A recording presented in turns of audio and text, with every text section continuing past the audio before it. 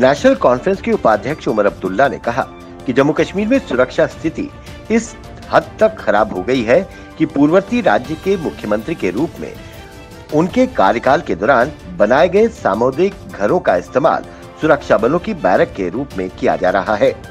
उन्होंने ट्वीट किया कि मेरी सरकार में श्रीनगर में कम्युनिटी हॉल, विवाह घर बनाए गए थे और बंकरों को खत्म कर दिया गया था।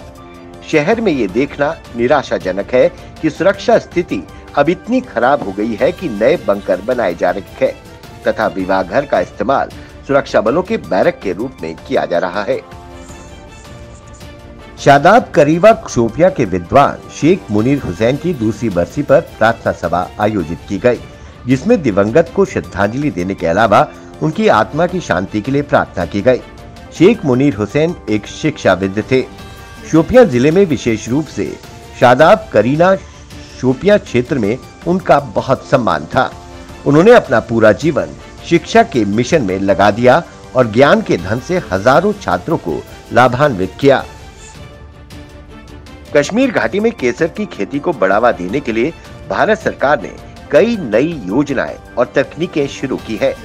पिछले वर्ष मई में शुरू की गई GI टैगिंग और प्रोसेसिंग की नई तकनीक से कश्मीर के केसर की क्वालिटी दुनिया भर में नंबर 1 पर पहुंचने के अलावा अब कश्मीर घाटी की स्कॉट्स यूनिवर्सिटी ने किसानों को इंडोर कल्टीवेशन से पहली बार रूबरू कराया है।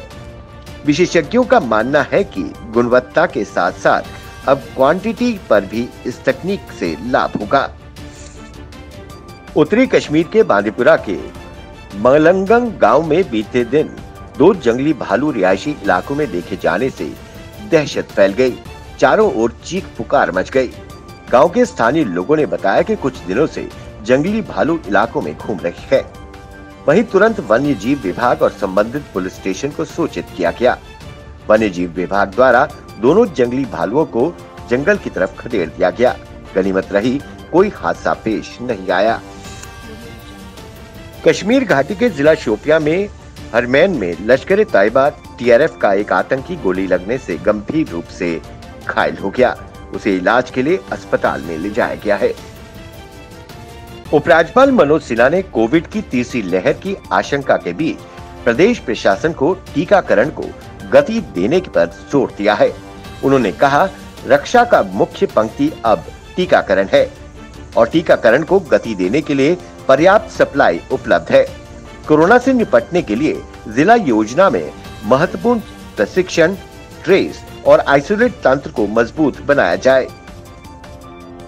दक्षिणी कश्मीर के कुलगाम जिले के अंतर्गत पड़ने वाले केलम का राजकीय डिग्री कॉलेज अब शहीद इंस्पेक्टर मोहम्मद अल्ताफ डार डिग्री कॉलेज के नाम से जाना जाएगा।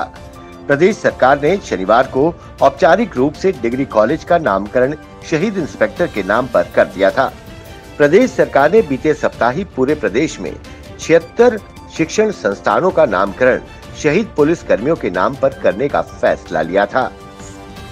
जम्मू में राष्ट्रीय बजरंग दल के कार्यकर्ताओं व नेताओं ने पूर्व PDP के विधायक शाह मोहम्मद तांत्रिक के हिंदू विरोधी बयान को लेकर पुतला जलाकर जमकर विरोध प्रदर्शन किया। राकेश बजरंगी ने आरोप लगाया कि जब विक्रम रंधावा ने बयान दिया तो उस पर तुरंत कार्रवाई की गई, परंतु शाह महमूद तांत्रिक के हिंदू विरोधी बयान पर प्रशासन व जिला पुंछ प्रशासन मौन बैठा है। हम इसकी कड़ी मसम्मत करते हैं। भारत में अब बच्चों को भी कोरोना का टीका जल्द लगेगा। इसके लिए केंद्र सरकार ने 12 साल या उससे ज्यादा उम्र के लोगों के टीकाकरण के लिए मंजूरी दे दी है।